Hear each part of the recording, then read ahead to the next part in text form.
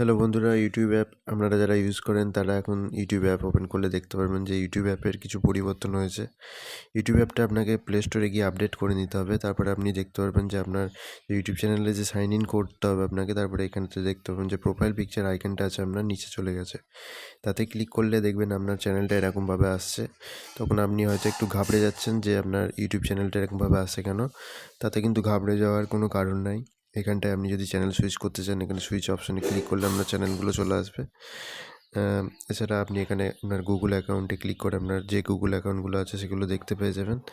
এখানে তার পাশে আপনি টার্ন অন ইনকগনিটো দেখতে পাবেন, এবং আপনি যদি আপনার ভিডিওসগুলো দেখতে চান এখানে ইওর ভিডিওসে ক্লিক করলে আপনার কিন্তু সব ভিডিওসগুলো চলে আসবে। এখানে এখানে আপনার বড় ভিডিওগুলো, এবং এখানে তার পাশে আপনার শর্টস ভিডিওগুলো, এবং তার পাশে লাইভ ভিডিওগুলো আপনারা দেখতে পেয়ে যাবেন।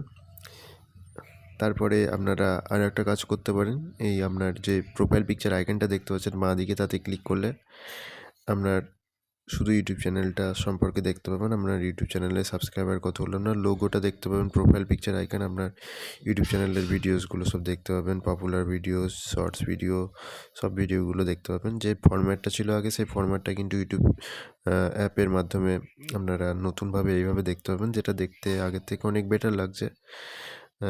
সুতরাং ভিডিওটা এই পর্যন্তই। ভিডিওটাই যদি ভালো লেগে থাকে ভিডিওটা অবশ্যই লাইক করবেন। আমার চ্যানেল যদি সাবস্ক্রাইব না করে থাকেন অবশ্যই চ্যানেলটা সাবস্ক্রাইব করে নেবেন। ধন্যবাদ।